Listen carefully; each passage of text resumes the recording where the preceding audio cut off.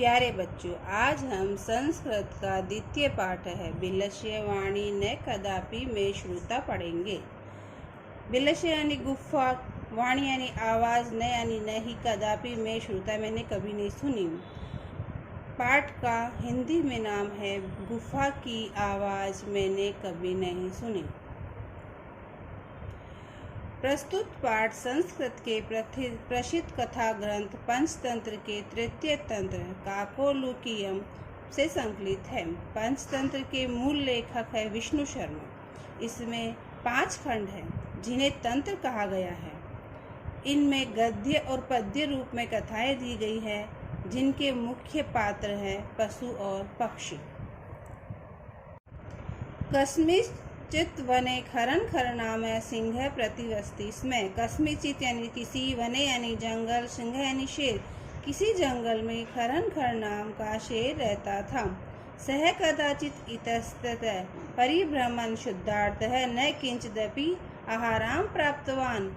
कदाचित यानी एक बार, इतस्तः यानी इधर उधर, परिभ्रमण यानी घूमना, शुद्धार्थ यानी भूख से, किंचिदपि यानी थोड़ा सा।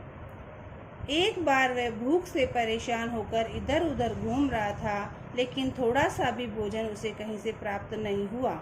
तथा सूर्यास्त समय एका महती गुहा दृष्ट्वा स अचिंत्यत।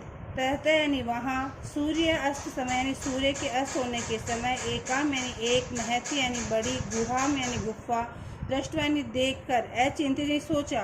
वहाँ सूर्यास्त के समय एक बड़ी गुफा देखकर उसने सोचा, नूनम एतस्य गुहाम रात्रो को अपि जीव आगच्छति।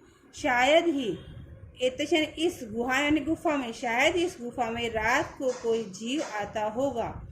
अतः अत्रैव निगूढ़ो भूत्वा तिष्ठामि इति। इसलिए मुझे यहाँ छुपकर बैठ जाना चाहिए। एतस्मिन् अंतरे गुहाया स्वामी दधिपुच्छ नाम शृगालय समागच्छत्। एतस्मिन् यानी इसी, अंतरे यानी बीच में, गुहा यानी गुफा, स्वामी यानी मालिक, शृगालय यानी गिदड़। इसी बीच गुफा का स्वामी दधिपुच्छ नाम का गिदड़ वहाँ आ जाता है। स च यावत् पश्यति तावत् सिंह पदति गुहायां प्रविष्ट दृश्यते न च बहिरागत।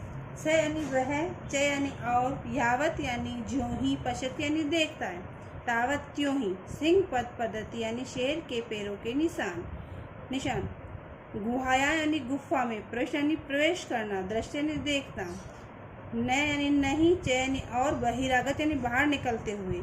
जैसे ही वह देखता है कि शेर के पैरों के निशान गुफा में प्रवेश करते हुए तो दिखाई दे रहे हैं, लेकिन बाहर निकलते हुए दिखाई नहीं दे रहे हैं। शृगालय अचिंत्यत, शृगाल गीदड़ सोचता है, अहो विनष्टोऽस्मि,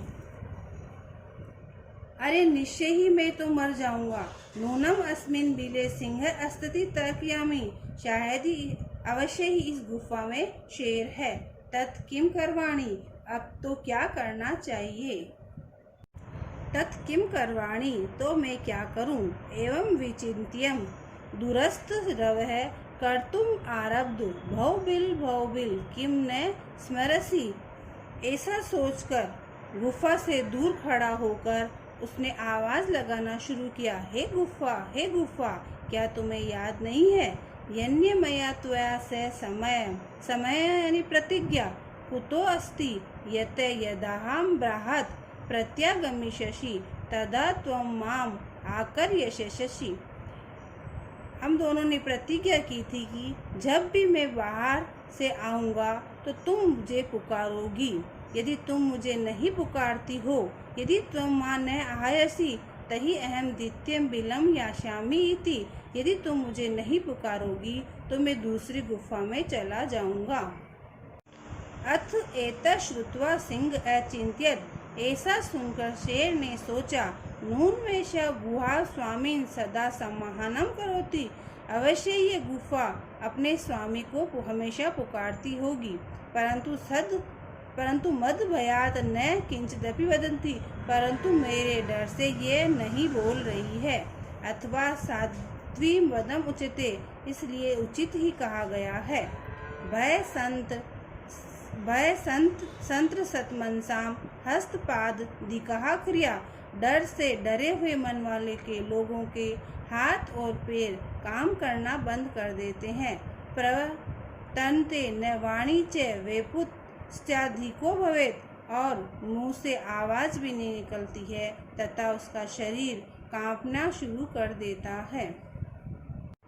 तद हम अस्य आहनम करोमि, तद यानी इसीलिए, आहनम करोमि यानी बुलाता हूँ, इसीलिए मैं इसे बुलाता हूँ। एवं स बिले प्रविश्य में भोजे भविष्यति, इस प्रकार वह गुफा में प्रवेश करेगा और मुझे भोजन प्राप्त हो जाएगा या वह मेरा भोजन बन जाएगा। इत्थम विचार्य सिंह सहसा सृगालस्य आहनम करोत्, यह विचार करके शेर ने अचानक गीदड़ को आवाज लगाई। सिंहस्य उच्च गर्जन पृथ्वीध्वनिना सा गुहाम उच्चे शृगालम आयात, शेर की ऊंची आवाज की गूंज से उस गुफा ने गीदड़ को बुलाया। अनेन अन्यपि पशव भयभीता अभवन, उसकी तेज आवाज, ऊंची आवाज सुनकर वहां जो दूसरे पशु पक्षी थे वह भी भयभीत हो गए। शृगालो अपि ततः दूरम पलायमान, गीदड़ ने भी उससे दूर भागते हुए इत्पठत यह श्लोक पढ़ा।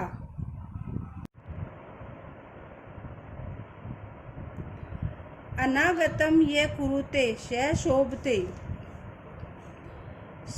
स शोच्यते यो न करोत्य नागतम, वने अत्र संस्तस्य समागता जरा, विलस्य वाणी न कदापि में श्रुता, जो न आए हुए का प्रतिकार करता है वह शोभा पाता है, और जो न आए हुए का प्रतिकार नहीं करता है वह चिंतित हो जाता है। यहाँ वन में रहते हुए मैं बूढ़ा हो गया, पर मैंने कभी भी गुफा की आवाज़ नहीं सुनी।